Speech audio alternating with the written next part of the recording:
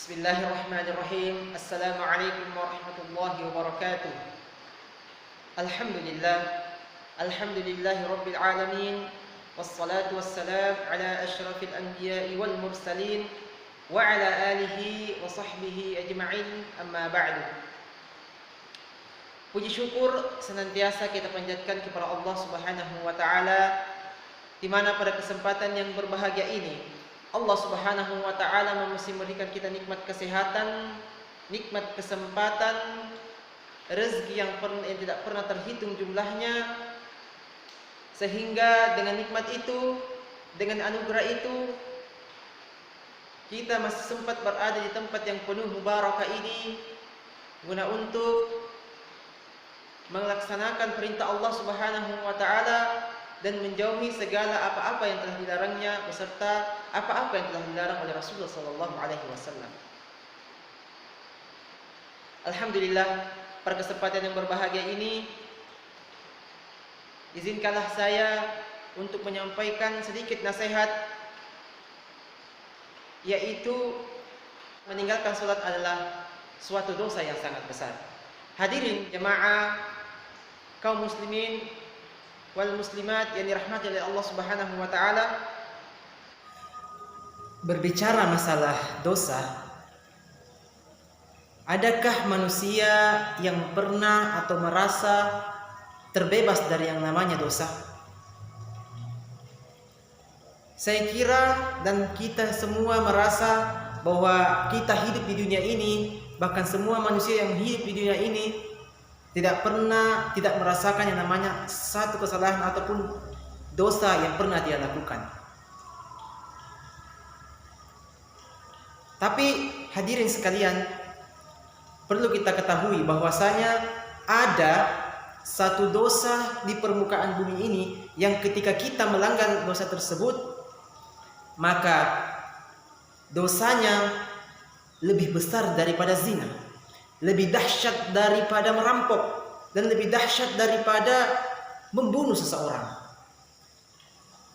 Lalu timbullah pertanyaan, dosa apakah itu? Dosa tersebut ialah dosa meninggalkan sholat. Hadirin jamaah kaum muslimin dan muslimat rahimani wa rahimakumullah, ya, yang paling membedakan, yang diantara dasar yang paling membedakan kita antara orang kafir dengan kita sebagai umat Islam adalah sholatnya.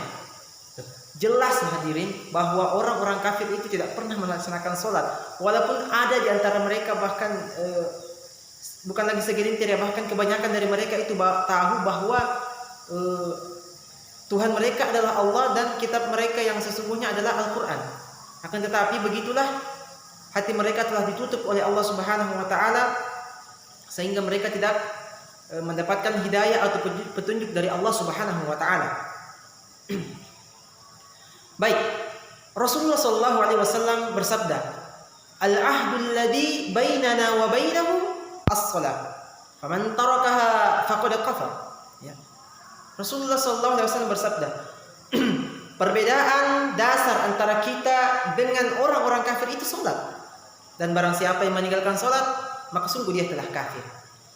Hadirin jamaah kaum muslimin dan muslimat rahimani wa rahimakumullah, banyak kita dapati sekarang ini, di zaman sekarang ini, banyak sekali di antara kita yang ketika ada keluarganya sakit, masuk ke rumah sakit, seminggu, 2 minggu, sebulan, 2 bulan di dalam rumah sakit, tidak sholat. Hadirin, keluarganya tidak mempedulikan sholatnya dia, ya.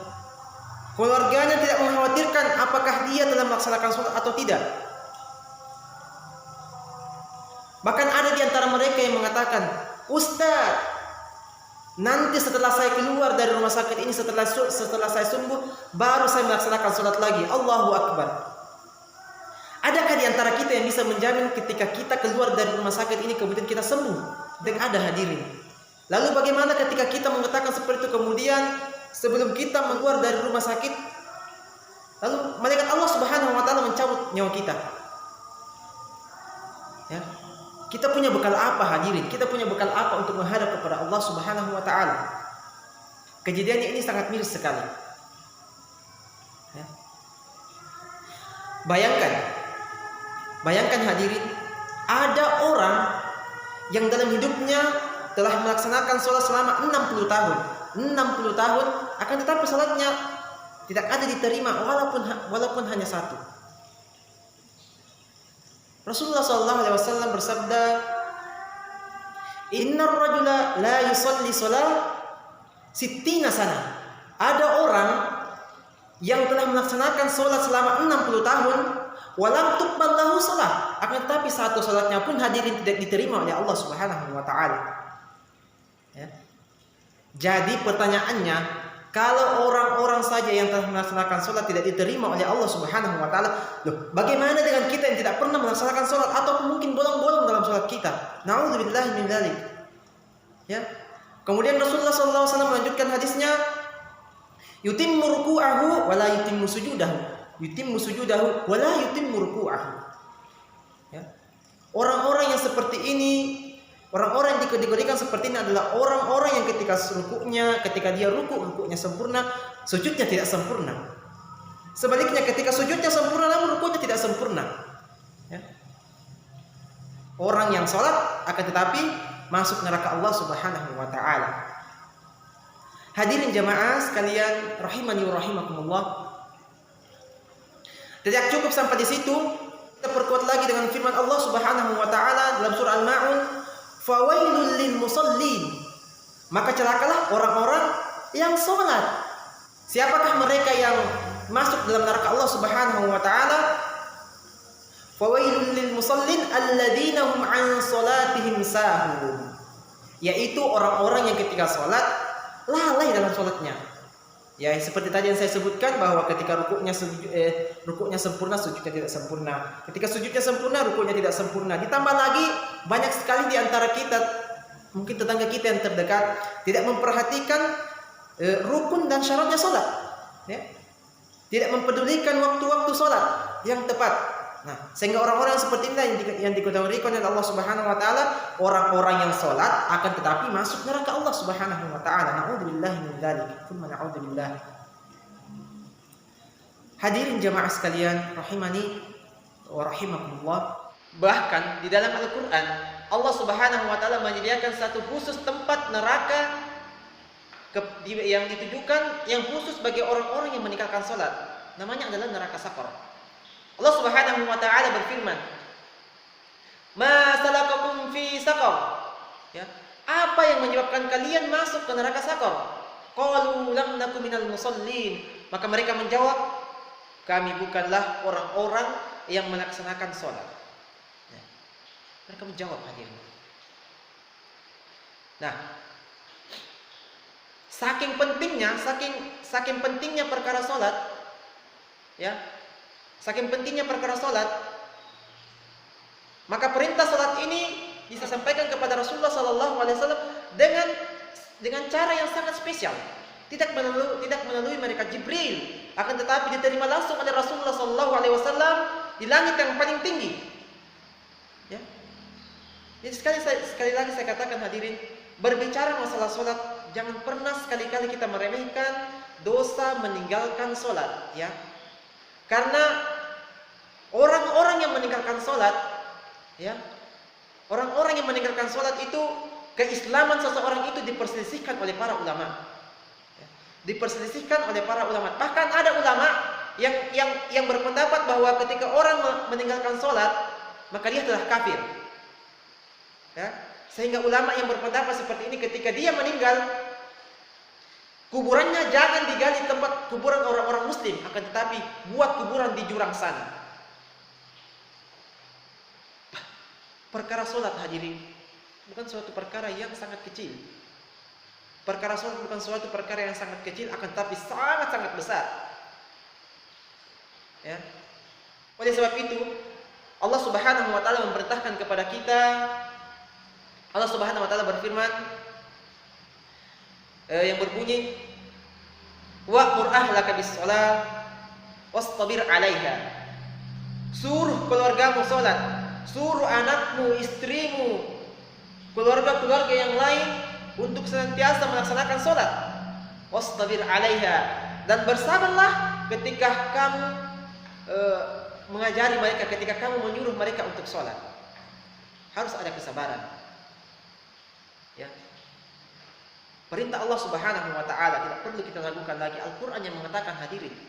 Al-Qur'an kemudian ditegaskan oleh hadis-hadis Rasulullah SAW yang begitu banyak yang berkaitan dengan sholat dan yang berkaitan dengan orang yang meninggalkan sholat. Bahkan hadis Rasulullah SAW mengatakan, man tarakas sholat faqad kafara jihara. Ya. Barang siapa yang meninggalkan sholat dengan sengaja, maka sungguh dia telah kafir secara terang-terangan. Dia telah kafir secara nyata. Hadirin kaum muslimin dan muslimat rahimani wa rahimakumullah. Sebagai kesimpulan dari ceramah yang sempat saya sampaikan pada kesempatan kali ini, yang pertama, marilah kita untuk senantiasa menunaikan ibadah dengan ibadah solat dengan sebaik-baiknya sesuai yang telah dituntun oleh Rasulullah SAW. Kemudian yang kedua, marilah kita menjaga diri kita, menjaga keluarga kita, orang-orang di sekitar kita untuk senantiasa meningkatkan kualitas ibadah kepada Allah Subhanahu wa taala. Jangan pernah ada di antara kita yang meninggalkan yang namanya perkara salat. Kemudian selanjutnya, jagalah kesehatan kita, hadirin, ya. Karena dengan menjaga kesehatan kita, maka itu salah satu syarat agar kita bisa beribadah secara maksimal kepada Allah Subhanahu wa taala. Dan satu hal lagi, bahwasanya jangan pernah ada di antara kita yang menganggap remeh, ya. Jangan sekali-kali di antara kita ada yang menganggap remeh masalah atau perkara meninggalkan sholat. Karena perlu kita ingat bahwasanya orang yang meninggalkan sholat adalah dosanya lebih besar daripada zina, lebih besar daripada minum khamar, lebih kejam daripada merampok, ya. Olehnya itu, maka kita sudah sepantasnya untuk menjauhi hal-hal yang semacam ini adalah, ya, karena memang ini adalah sebagai kewajiban kita sebagai umat Muhammad SAW. Baiklah, hadirin sekalian, saya mohon maaf jika dalam penyampaian saya ada kesalahan, dan saya sangat berterima kasih atas segala perhatiannya. Aqulu qouli hada, barakallahu fikum wa jazakumullahu khairan katsira. Wassalamu alaikum warahmatullahi wabarakatuh.